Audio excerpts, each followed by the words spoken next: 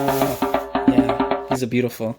So the reason I didn't like them when I tried these on in the store, the mesh. The original Vapormax came with a breathable mesh, kind of like very fine knit. And this was like almost like a sweater, like a thick kind of mesh.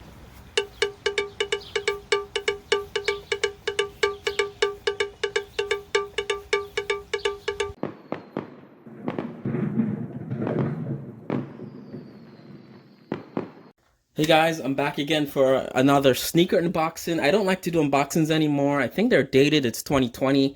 I just like to show the product, but for these, I waited a year for these. These are Nike Vapormax 3. I have all the Vapormax I own right here. I have these first ever Vapormax. These are the Platinums.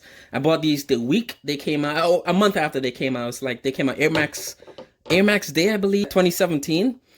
And I've been wearing these backyard, playing with the kids. Throw them in the machine. What I like about these, you could throw them in a washing machine, and I'm not sure of the long-term effects of that. I did recommend that in the past, but I realized on these, the bubbles have faded a bit, gotten cloudy, but they're still comfortable, still durable. What I like about Vapormax is the soles. They never wear down. And I wear these a lot. Not home with the quarantine. These are my daily beaters.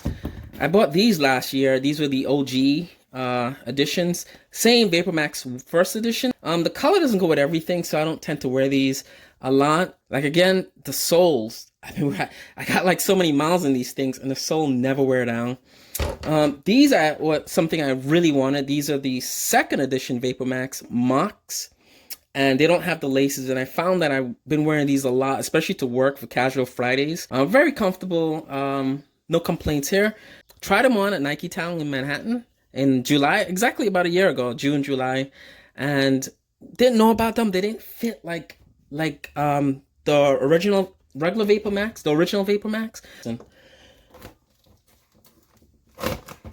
And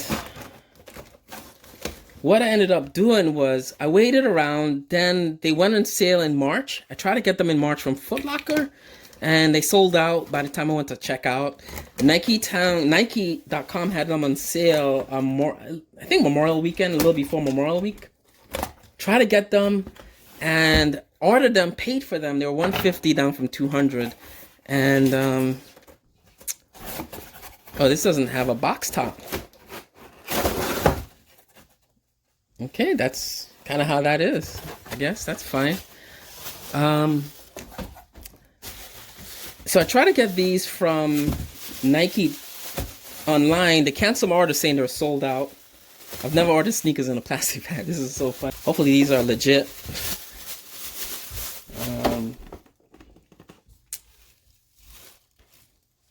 So these are the Flyknit 3, the Habanero Reds with blue and white and a bit of yellow in there. And that's my size, 11s. Retail $190, but got these for a lot cheaper than that. Yeah, these are beautiful. So the reason I didn't like them when I tried these on in the store, the mesh is very different than the original Vapormax. The original Vapormax came with a breathable mesh, kind of like very fine knit. And this was like almost like a sweater, like a thick kind of mesh. And they didn't feel as comfortable as these in the upper. So I delayed on getting them, but yeah, not bad, guys. Put that there so you guys could tell me down below what's your favorite Vapormax. I think personally the first Vapormax are my favorite for just overall appearance, versatility. Really like this is simple, and this is what is trending today. It's still trending, but for some reason Nike thought to make it really complicated with the Vapormax 2. But what I liked about the second Vapormax, they had so many colorways, so many different variations with you had the acronyms, you had the Mocs, you had the ones with the laces, you had different materials when they went to the second Vapormax. So they bought a lot more to the product, but it still doesn't beat a simple, beautiful design, simplicity. So 2, I think they stepped up the game, but it wasn't like my personal taste. But with the Vapormax 3, they just did way too much, I think.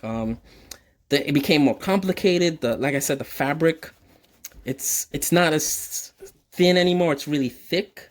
I don't like how it feels. You have this extra loop here. Now all of a sudden, you did have it in the second one. They put a loop there. I didn't feel a loop was needed. It was so simple on the first one. There's nothing there. It was clean. The loop, I see the practicality of it, but it's not a clean look. Even the tongue, there's like a little bit going on in the tongue. You have some shiny stuff there. It looks kind of like the off-white, what off-white does with extra stitching, the exposed stitching. Didn't really like, it's not my cup of tea, but overall I like the simpleness of this red, blue, black, white, and the yellow strip in the back. Also like that they fixed the sole, because a lot of the first ones, the midsoles here, the bubbles, would get foggy, and even though the bottoms, the bottom sole doesn't wear down at all. These are like, I don't know what they're made of, but they're just very durable. The way they look, it just gets yellowed and then it gets foggy, and it doesn't look good anymore when you get the clear sole ones. But I like that what they did was they created like a little metallic coating on that. So if it does ages, it's not going to discolor, it's not going to look bad. It'll keep that metallic glow on that. And that's it, guys. That's gonna be my unboxing for these Vapormax 3. So I've had all 3 editions, and I like Vapormax. I know they are pricey. Like I said, I've had these for 3 years now, and they still look, I could put these in the washing machine and you think they're brand new. Still comfortable, like the day I wore them. I don't know why this is what, when you buy stuff on eBay, this is what happens. At least they're not fake, so I always take the sole out to check. There's a good friend of mine, he's Hoxton Trend. He does a lot of videos on fake Vapormaxes, what to look for. Me at this stage, at my age, I could just look at a picture on eBay or online and tell what's fake and what's not fake. And that's them, guys. I've been waiting a year for these, and they finally came in. So let's get these guys on my feet.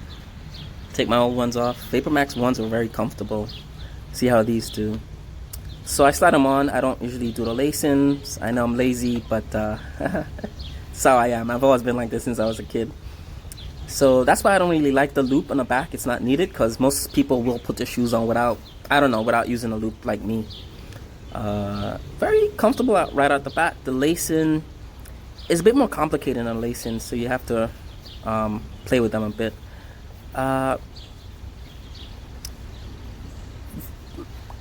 Very flexible, very bit more roomier, and I'm assuming these are brand new. Because these are brand new, it's gonna have more of a firmness and a stiffness to the soles and the upper. But overall, you get that comfort with the Vapormax. It's in the product, regardless of how many times they restyle it. These will always be comfortable. The fitment, I wear size 11s in all the Vapormax I have, and these are by far, they feel roomier than the old ones. In the toe area, around my toes, there's a bit more space in there. They are firm and stiff, so you don't have a lot of movement inside the shoe, which is what I like. In fact, it's an advantage over the older Vapormax style that these are so stiff and more firm in the upper fabric. Like I said, the mesh is thicker, so it will be firm. Let's go to the pavement and see how these hold up. So I'm walking in the concrete part of my backyard here, and yeah, the comfort is there when you walk with these on concrete.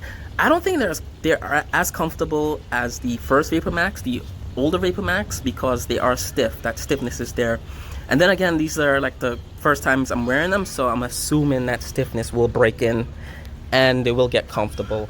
These are not my most favorite Vapormax though. I still prefer the first Vapormax shoes, just for appearance and comfort, and no frills, nothing. You just got the swoosh mark and the mesh laces, and the bubble sole. These, you have a little bit more elements in the design, but overall, good shoes.